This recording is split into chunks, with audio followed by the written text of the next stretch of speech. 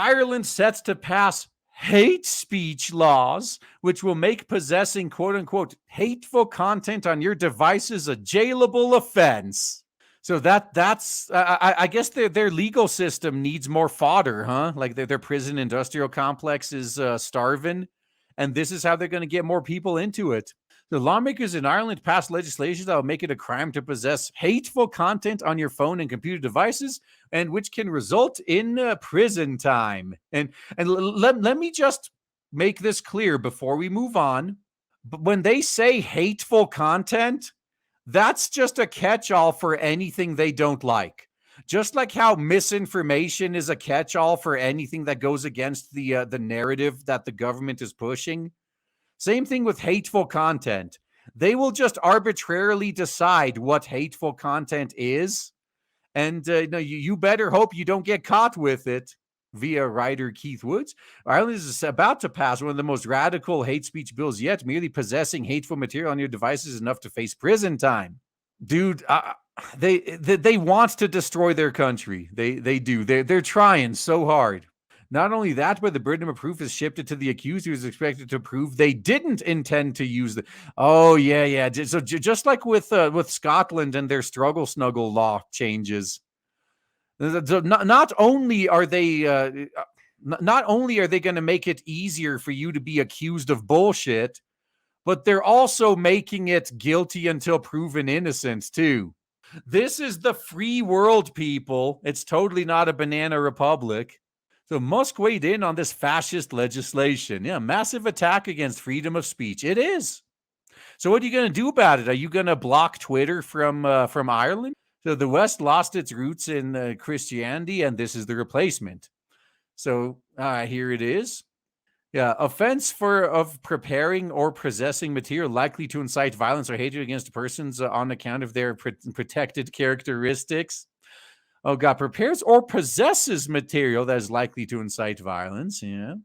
The person shall be presumed until the contrary is proved, guilty until proven innocent, to have been in possession of the material in contravention of subsection 1. So if they find anything they don't like on any of your devices, you are guilty until proven innocent.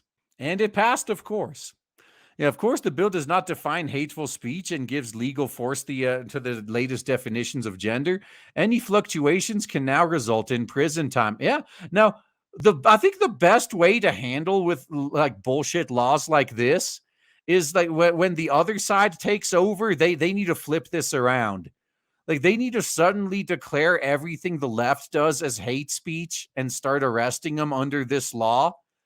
Then we can finally have a bipartisan push to get rid of it.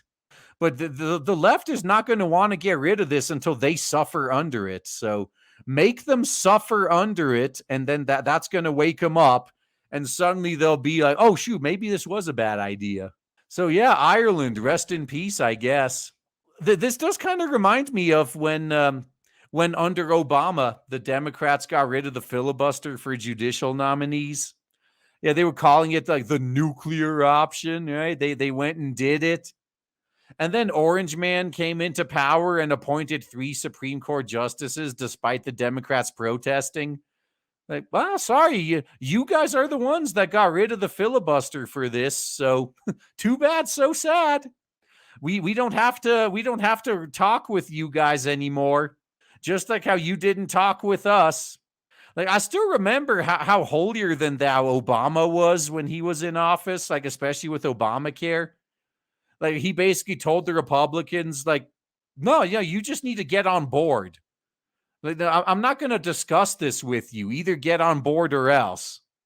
And then they get so offended when you say the same, that you use the same thing back on them. Like, no, we're not going to discuss this with you. You get on board or else. Like, that's wrong. Well, wasn't wrong when you did it, was it? Maybe you should have thought about that. And again, I know it sounds weird praising Chuck Schumer, but Chuck Schumer was one of the few Democrats that was warning them about getting rid of the filibuster. He was flat out telling them, like, what are you guys going to do when the Republicans are in power and they're using this? I think they legitimately believed that the Republicans would never get power again. Like, oh, we're on the right side of history. We don't have to worry about that. Until they did. And man, they're still crying about it.